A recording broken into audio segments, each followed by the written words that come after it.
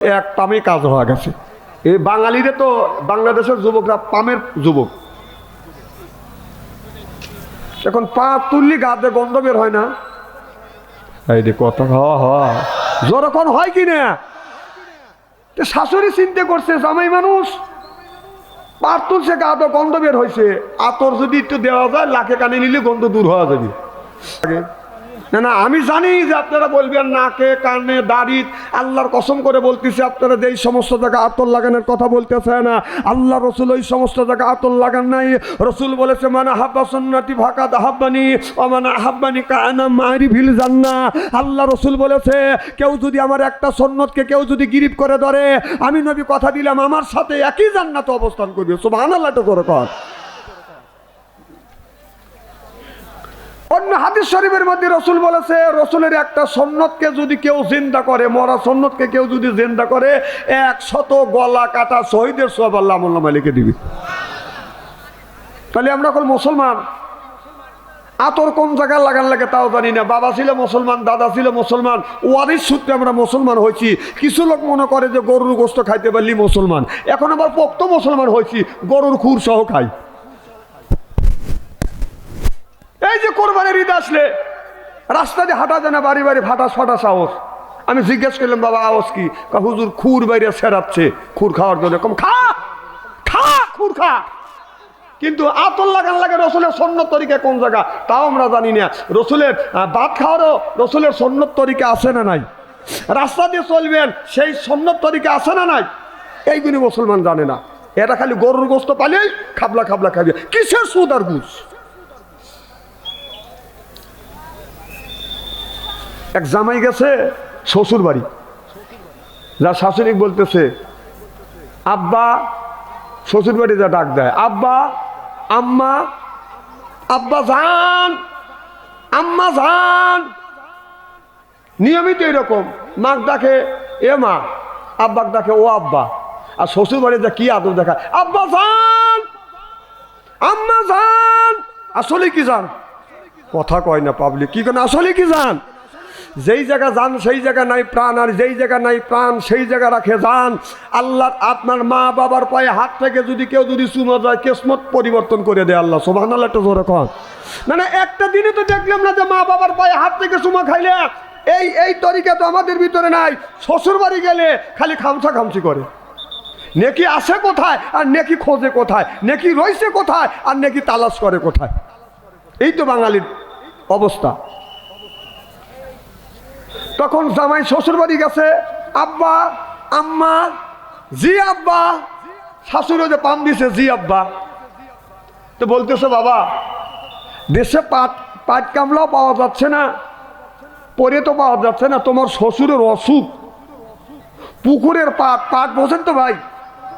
কথা কয় না পাবলি, পাট বোঝেন তো পুকুরে পাট জাগ দিছি, পার যদি তুলে দিতে বাটা আব্বার কাজ করতে। জামাই ওই যে আব্বা ডাক শুনছে, কাঁচা দিয়ে লম্প দিয়ে পুকুরে নেমে খালি পচা পার তুলে দিচ্ছি। শাশুড়ি কয় এক পামে কাজ হয়ে গেছে। এই বাঙালিরে তো বাংলাদেশের যুবকরা পামের যুবক, এখন পা তুললি গাতে গন্ধ বের হয় না। এই যে কথা যখন হয় কি না, শাশুড়ি চিন্তা করছে জামাই মানুষ পার তুলছে গাতে গন্ধ বের হয়েছে, আতর যদি একটু দেওয়া যায় লাখে কানে নিলে গন্ধ দূর হওয়া যাবে। তো শাশুড়ি সরল মনে জামাই বলছে বাবা এই আতরটা তুই নেও। জামাই আতরের শিশি পাইয়া শিশির মুখ খুলে হাতের টাইলিয়া ডাইলিয়া যেখানে লাগান যায় সেখানে লাগাচ্ছে, আর যেখানে লাগান যায় না সেখানেও লাগাইছে। কথা কি বুঝতেছে? যেমন আপনারা দেখাইলেন। শাশুড়ি কয় এটা জামাই না তামাই, আতর লাগাইবে কোথায়, বেটা লাগায় কোথায়? অর্ধেক আতর ছিল, হাতেরটা দিয়ে ডাইলিয়া চুমুক দেখাইছি। শাশুড়ি হাম্বক হয়ে গেছে, জামাই করে কিনা আতর খায়। জামাই আতর খায় আর শাশুড়ি বলছে আম্মা আসি। শাশুড়ি আর কি বলবে, আতর খাইছে জামাই, শাশুড়ি খালি গার কাজ করছে। পরের দিন পুত্র আসে মামাই বাড়ি, আসে বলতেছে মামাইমা, পুত্র বোঝেন না, বোঝেন অর্থাৎ ছেলের ভাই শাশুড়ির পুত্র হয়। আমার কথা কি বুঝতেছেন? বলতেছে বাবা পুত্র এসে বলতেছে মামিমা ভালো আছেন? কয় আসি বাবা। তোমার ভাইকে বোকা, একটু তো বোকা আছেই। কি হয়েছে? আর কয় না বাপু, এক শিশি আতর দিলাম, শিশির মুখ খুলে যেখানে লাগান যায় সেখানেও লাগাচ্ছে, আর যেখানে জায়েজ নাই সে জায়গাও লাগাইছে। তারপরে কি করছে? আর মা আর বলো না বাবা, আরো অর্ধেক আতর ছিল, হাতে তেলে ডাইলে চুমুক দেখাচ্ছে। কয় মা, ওই মা ও ডবল বোকা, ওর সাথে পড়তাই পড়ে না, আতর খায় মুড়ি দিয়ে সুদেই গেছে নাকি। আমাদের এইরকম অবস্থা, আতর পালি কোনে এইরকম করে লাগায়। আজকে আতর রসুলের সুন্নত তরিকায় আতর লাগানোর ওয়াজ শুনে বাড়িতে যাবে ইনশাআল্লাহ। তো আমার নবী মসজিদের বারান্দায় মন খারাপ করে বসে আছে। রসুলের মন খারাপ আল্লাহ সহ্য করতে পারে না। আল্লাহ বলে, জিবরাইল তাড়াতাড়ি আমার বন্ধুর কাছে যাও। আমার বন্ধুর কিসের অভাব? টাকার অভাব, পয়সার অভাব, নারীর অভাব, গাড়ির অভাব, এমন কোন জিনিসের অভাব পড়েছে, সব অভাব আমি আল্লাহ দূর করে দেবো। যখন সুবহানাল্লাহ। জিবরাইল আলাইহিস সালাম চলে এলেন। মুহাম্মদ হাই গেবনা গোপ্তা তানা গুপ্তা জিবরাইল, জিবরাইল হাই গেবনা গোপ্তা তানা গোপ্তা রব্বুল জলিল। যখন আল্লাহু আকবার। জিবরাইল আলাইহিস সালাম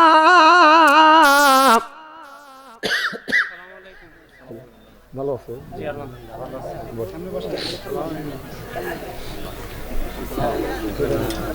ভাইজানকে কিছু বলবে? হ্যাঁ, ভাইকে কিছু বলবে?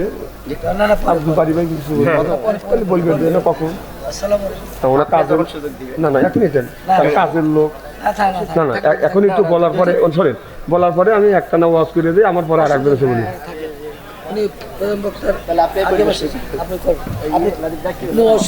জোরকর মার হবা। আমার ভাইরা, আমার মুসলমান ভাইরা, আল্লাহর হাবিবের উম্মতেরা, এবার আল্লাহ নবীর কাছে এসে বলে, ইয়া রাসূলুল্লাহ, ইয়া হাবিবাল্লাহ, ও নবীজি, আপনি মন খারাপ করে বসে আছেন, আপনার কিসের অভাব? টাকার অভাব, পয়সার অভাব। ও নারী নবীজি, সব অভাব গুনি দূর করে দিবে। আল্লাহ নবী বলে, জিবরাইল, টাকা পয়সা, নারী গাড়ির কোনো জিনিসের অভাব না। কবরের মধ্যে আমার উম্মতের কি হবে সেই চিন্তায় আমি নবী অস্থির। চিল্লা কোন আল্লাহু আকবার। আমার ভাইরা, আমার জিবরাইল আলাইহিস সালাম আমার নবীকে নিয়ে বনি সালমানের কবরের কাছে গেলেন। যাইয়া ডাইন পাখা দিয়া হালকা আঘাত করলেন আর বললেন, কুম্বি ইজনি বিল ইল্লাহ, আল্লাহর হুকুমে আল্লাহর বান্দা জিন্দা হয়ে যাও। দেখা গেল কবরের মাটি ফাটতে লাগলেন, লাফাতে লাগলেন। কবরের ভিতর থেকে আল্লাহর একটা বান্দা বের হয়ে আসলেন। এত সুন্দর চেহারা, মনে হয় তার চেহারার থেকে বাদান নূর চুমকিচ্ছে। পা আম্মা মানসা কোলাত মাওয়াজিনুহু, আল্লাহু আকবার। কোন দেখা গেল কবরের মধ্যে থেকে এমন একটা বান্দা বের হয়ে আসলেন, চেহারার থেকে নূরের আলো বাদান ঝিকমিক ঝিকমিক ঝিকমিক করে বাদান জ্বলতেছে। এই দৃশ্য দেখানোর পর এবার জিবরাইল আলাইহিস সালাম পাখা দ্বারা হালকা আঘাত করলেন। আল্লাহর বান্দা কবরের মধ্যে চলে গেলেন। কিছু দূর আঘাত যাইয়া জিবরাইল আলাইহিস সালাম কবরের উপরে যাইয়া পাখা দ্বারা হালকা আঘাত করলেন আর বললেন, কুম্বি ইজনি ইল্লাহ, আল্লাহর হুকুমে আল্লাহর বান্দা জিন্দা হয়ে যাও। দেখা গেল কবরের মাটি ফাটতে লাগলেন, লাফাতে লাগলেন। কবরের ভিতর থেকে আল্লাহর একটা বান্দা বাদান বের হয়ে আসতেন, এমন কালো, বেগুন চুলার মধ্যে দিলে যেমন রং হয় এইরকম কালো একটা কুচি মানুষ বাদান বের হয়ে আসলেন। আল্লাহ নবীকে এই দৃশ্য দেখানোর পর পাখা দ্বারা হালকা আঘাত করলেন। আল্লাহর বান্দা বাদান কবরের মধ্যে চলে গেলেন। আল্লাহ নবী বলেন, জিবরাইল, এই দুইটা মানুষের কারণ কি? কারণ বুঝলাম না, আমারে তুমি বুঝাও। জিবরাইল আলাইহিস সালাম বলে, ইয়া রাসূলুল্লাহ, ইয়া হাবিবাল্লাহ, সর্বপ্রথম যেই মানুষটাকে দেখানো হলো এই মানুষটা নামাজ ছাড়ে নাই, রোজা ছাড়ে নাই, হজ ছাড়ে নাই, যাকাত ছাড়ে নাই, ধর্ম নিরপেক্ষ মতভেদকে ঘৃণা করেছে, আল্লাহর বিধিবিধান মেনে চলেছে, বিদায় আল্লাহ তার কবরটা ফুলের বাগান বানাইছে। জোরকান আল্লাহু আকবার। আল্লাহর নবী বললেন, জিবরাইল, প্রথম নম্বর লোকটার তো কারণ বুঝলাম, লোকটা কোনোদিন সালাত ছাড়ে নাই, রোজা ছাড়ে নাই, হজ ছাড়ে নাই, জাকাত ছাড়ে নাই, ধর্ম নিরপেক্ষ মতভেদকে ঘৃণা করছে, মানুষের বিধি বিধান মানে নাই, আল্লাহর বিধি বিধান মেনে চলেছে, আল্লাহ কবরটা ফুলের বাগান বানাইছে। দুই নাম্বার লোকটার কারণ কি?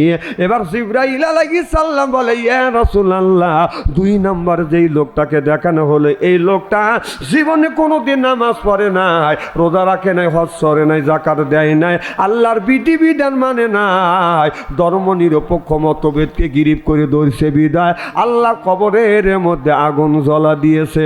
জোরকান নাউযুবিল্লাহ। আল্লাহ বলে, ওয়ামাইয়া পাগি গায়রাল ইসলাম। বাবা এখানে কথা বলা যাবে না, হঠাৎ একটু হঠাৎ দিবে পারেন, কিন্তু কথা বললে বলে আমি ওয়াজ থেকে চলে যাবো না, তোমরা কথা বলবে আর আমি ওয়াজ করবো। আপনাদের এই কথা আবার কানে গেলে আমি কি বলি আমি তো দিশে পাচ্ছি না।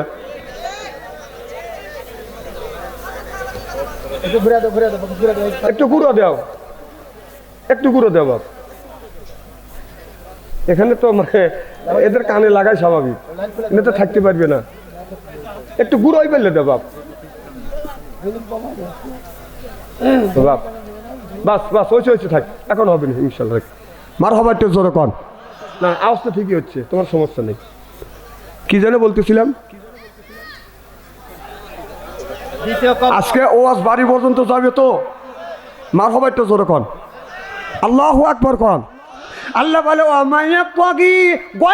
ইসলাম, ইসলাম ছাড়া অন্য কোনো তন্ত্রমন্ত্র জাতীয়তাবাদ ধর্ম নিরপেক্ষ কেউ যদি কায়েম করে, ফাল ইউকুবালা মিনহু, ওর নামাজ রোজা হজ আর যাকাত আল্লাহর দরবারে কোনোদিন কবুল হবে না, হইতে পারে না, হওয়া সম্ভব না। ওয়াহুয়া ফিল আখিরাতি মিনাল খাসিরিন। নামাজ পড়ে রোজা রেখে হজ করে যাকাত দিয়ে ধর্ম নিরপেক্ষ মতভেদকে কেউ যদি কায়েম করে, আল্লাহর কসম করে বলতেছি, আল্লাহ সাক্ষী, কিয়ামতের ময়দানে ওই লোকটা আল্লাহর জান্নাতে যেতে পারবে না। মানুষের তৈরি করা নিয়ম নীতি মানা হলো বাদান হারাম। চিল্লা কোন ঠিক কিনে? এই যে দেখেন আল্লাহর কাছে ওয়াদা দেয়, ইন্নাল্লাহা ওয়াদাকুম ওয়াদাল হক। আল্লাহ বলে, বান্দারে আমি আল্লাহ যা ওয়াদা দেই সেইটা আমি আল্লাহ বান্দার উপরে প্রয়োগ করি। সুবহানাল্লাহ বললেন না? এই যে আজকে ইশার সালাত পড়ছি, কম করে হলো বাদান 9 বার পড়ছি। আপনার মাগরিবের সালাত যদি কম করে যদি পড়েও থাকি বাদান, তারপরে বাদান আপনার 5 রাকাত পড়ছি। আর আসরের সালাত যদি কম করে পড়েও থাকি বাদান 4 রাকাত পড়ছি।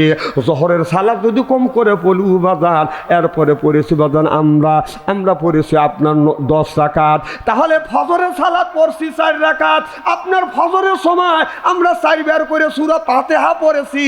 ঈশান নামাজে 9 বার করে আমরা তেলাওয়াত করেছি।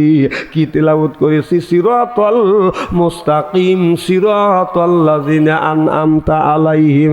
সিরাতাল মুস্তাকিম, আল্লাহ সঠিক সরল পথ দেখাও। সুবহানাল্লাহ কোন? আমরা কি নামাজের মধ্যে সূরা ফাতিহার মধ্যে আমরা বলতেছি সিরাতাল মুস্তাকিম, আল্লাহ সঠিক সরল পথ দেখাও, সিরাতাল লাযিনা আনআমতা আলাইহিম, আল্লাহ ওই দলে আমাদের দলভুক্ত করো যারা নিয়মন প্রাপ্ত দল, সলিহিন, সিদ্দিকিন আর সলিহিন। দল হলো বাদান 2টা। আল্লাহ বলেন, আল্লাহর কাছে আমরা নামাজের মধ্যে বলতেছি, আল্লাহ ওই দলে দলভুক্ত করো, সিরাতাল লাযিনা আনআমতা আলাইহিম, যারা নিয়ামত প্রাপ্ত দল, গায়রিল মাগদুবি আলাইহিম ওয়ালাদ-দাল্লিন। আল্লাহ ওই দলে আমাদের দলভুক্ত করো না যারা হলো অভিশাপ প্রাপ্ত, যারা হলো জাহান্নাম। তাহলে নামাজের মধ্যে ঈশান নামাজের ইশারের সালাত পড়লাম, ওই জায়গা 9 বার করে বলতেছে, আল্লাহ ওই পথে চলো, ওই দলে আমাদের দলভুক্ত করো। তাহলে দল হইল কয়টা? জোরে কোন, আরো জোরে। তেনাবিলা কোরআনের মধ্যে দল নাই, দলের কথা সূরা ফাতিহার মধ্যে আপনিও পড়ছেন, আমিও পড়ছি, দল হলো 2টা। কথা কন না কে?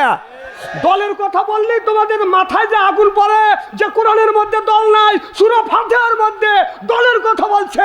দুইটা দল, একটা হলো হিজবুল্লাহ, একটা হলো হিজবুল শয়তান, একটা হলো ইবাদতুর রহমানি, একটা হলো ইবাদতুর শয়তানি, একটা হলো আল্লাহর দল আর একটা হলো শয়তানের দল। আপনারা ওয়াদা দেন আল্লাহর দলের পক্ষে না শয়তানের দলের পক্ষে? আল্লাহর দলের পক্ষে কারা কারা আছেন মুসলমান? হাত টান করে দেখান আল্লাহকে। নারাই তাকবীর, আল কোরআনের আলো, আল হাদিসের আলো, নারাই তাকবীর। তাহলে দল হলো কয়টা? তাহলে সূরা ফাতিহার মধ্যে বলছি এর দিকে সহজ সূরার আছে, যে ফাতিহাটা আমরা দেখে মুখস্থ কমই করছি। সব মানুষ আমরা মুখস্থ করছি শুনে শুনে। কথা কন, যত বড় আলেম হোক হয়তো সহি শুদ্ধ করছে, কিন্তু শুনে শুনেই সূরা ফাতিহার সূরা ইখলাস কুল হোক সূরা আমরা মুখস্থ করছি। তাহলে দেখেন এখানে আমরা কি বললাম আমার ভাইরা আমার। তাহলে আমি একটু ব্যাখ্যা করিলাম, এখন যদি বিশ্লেষণ করি আপনারা কি শোনার জন্য রাজি আছেন? আমার ভাইরা আমার বন্ধুগান আমার ভালো করে লক্ষ্য করে শুনুন। দেখেন আল্লাহ কোরআন কারিমের মধ্যে বলতেছে ওয়াজআলনা লিল মুত্তাকিনা ইমামা। সুবহানাল্লাহ কোন ওয়াজআলনা, আয় আল্লাহ লিল মুত্তাকিনা ইমামা, একটা নেককার পরহেজগার ইমাম বানাও। সুবহানাল্লাহ কোন। আল্লাহ বললেন একটা নেককার পরহেজের ইমাম বানাও। সেই ইমাম মানে কি? নেতা। কোন নেতা? এই নেতা কথা কয় না, মসজিদের নেতা। ইমাম বানাও, ইমাম মানে কি? ইমাম মানে নেতা। সুবহানাল্লাহ কোন। তাহলে ইমাম মানে কি মসজিদের ইমাম না, সেই ইমামটা হলো ওয়ার্ডের ইমাম, সেইটা হলো ইউনিয়নের ইমাম, সেইটা হলো থানার ইমাম, সেইটা হলো রাষ্ট্র ইমাম, প্রধানমন্ত্রী। সুবহানাল্লাহ জোরে কর। তাহলে সেই ইমামের কথা সূরা ফুরকানের মধ্যে আল্লাহ বলতেছে। আর আপনারা বলেন যে কোরআনের মধ্যে রাজনীতি নাই, পুরোটাই রাজনীতি কোরআনের মধ্যে। এরা কয় আমরা আপনার শরিয়া আইন বিশ্বাস করি না। শরিয়া আইন যারা বিশ্বাস করে না ওর ঈমান নাই, ঈমান নাই, ঈমান নাই।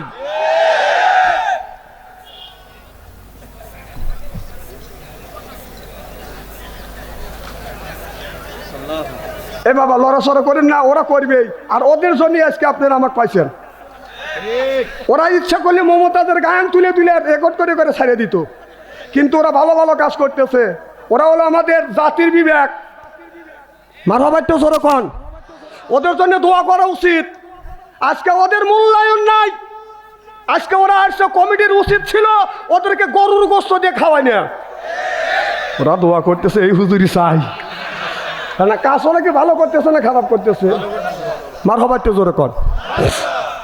তাহলে কি বলতেছিলাম? সূরা ফুরকানের মধ্যে আল্লাহ কি বললো? আল্লাহ, আয় আল্লাহ লিল মুত্তাকিনা ইমামা। সুবহানাল্লাহ জোরে কর।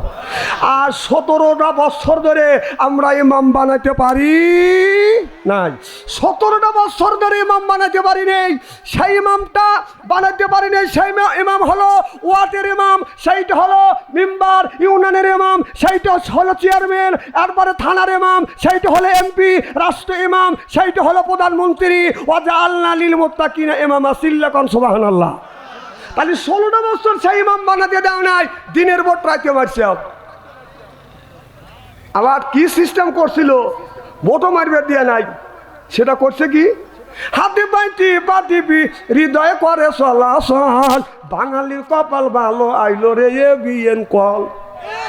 এবিএন কলের এমন একটা সিস্টেম করছিল, আপনি যে জায়গায় সিল মারেন, যে জায়গায় টিভি দিবেন, ঘুরে এক মার খা। আমাদের কইছে কি? আমার বলছে প্রচুর ভোট পাইছে, একাই প্রচুর ভোট পাইছি। চিন্তা করে দেখছেন? 16টা বছর আপনার ভোট দেওয়া হচ্ছে ইমানের একটা অঙ্গ। সুবহানাল্লাহ জোরকন, জোরকন সুবহানাল্লাহ। তাহলে সেই ইমানের অঙ্গ সঠিক জায়গা মুসলমানকে আপনি দিতে দেন নাই, আর আপনি দিনের ভোট রাইতে নিছেন। ভোটের কথা আল্লাহ কোরআনের মধ্যে, এই যে কোরআনের মধ্যে আমার কাছে আসেন দেখা যায়, এর মধ্যে বলছে এটা হলো ভোট দেওয়ার দোয়া। ওয়াজআলনা, কিছু কিছু তাফসীরকারক বলেছে ওয়াজআলনা লিল মুত্তাকিনা ইমামা, এটি হলো নিয়াত। সুবহানাল্লাহ জোরে কর। তাহলে এই ইমাম বানাইতে গেলে সেই ইমাম আমরা বানাইতে পারি নাই। এবার আমাদের সুযোগ আসছে সেই ইমাম বানানোর জন্য। এই ইমাম বানাবো যে ইমাম হলে মানুষের সন্ত্রাস হবে না, যে ইমাম আসলে মানুষের অন্যায় হবে না, যে ইমামের দ্বারায় মানুষ মুর্শিদমুখী হয়, যে ইমামের দ্বারায় নামাজের কথা বলে, যে ইমাম যাকাতের কথা বলে, সেই ইমামকে আমরা প্রতিষ্ঠিত করব। চিল্লাকন ঠিক কিনা? আজ আমার বয়স হলো 62 বছর বয়স, ফেলু মনে করেন না। এই হাত দিয়ে কত মানুষের জানাজার নামাজ পড়াইছি, গোসল করাইছি, মাটি দিছি, চ্যাংরা মানুষ বুড়ো হয়ে গেছি, আর নয় 200 বছর বেঁচে থাকবো। এটা হাসি দেউরো দিল। আগেকার মানুষ 400 বছর, 400 বছর, 2000 বছর, 800 বছর বাঁচছে। 200 বছর তো বছরই রে। আল্লাহ যদি 200 বছর হায়াত দিয়ে, আপনাদের অসুবিধা আছে না? অসুবিধা থাকে তাহলেই থাক। তাহলে আমি আমার এই জীবনে একটা দিনও এই জীবনে যত দলের নেতা আছে, কোন দলের নেতা আপনার মঞ্চে উঠে বলে না, হে আমার কর্মীরা, তোমরা কোরআন শরীফ পড়ো, তোমরা হাদিস শরীফ পড়ো, তোমরা নামাজ পড়বে, তোমরা টেন্ডারবাজি করবে না, মানুষের সন্ত্রাসী করবে না, মা বাবার সাথে দুর্ব্যবহার করবে না, মানুষের সাথে সুন্দর ব্যবহার করবে। একটা নেতাও বলে নাই। যখন বলছে কিনা? কারণ বলবে না, বললেই তো ওদের বাক্সে তো ভোট পড়বে।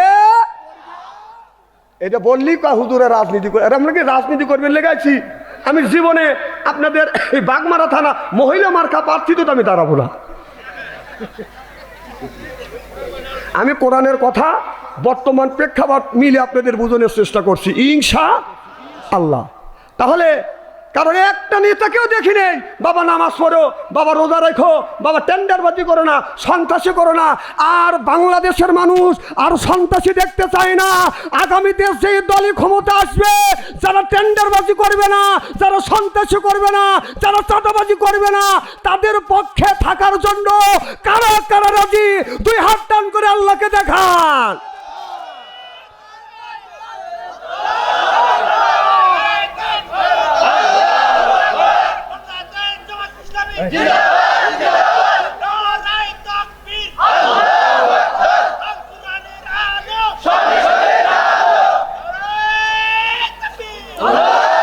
হাত নামান।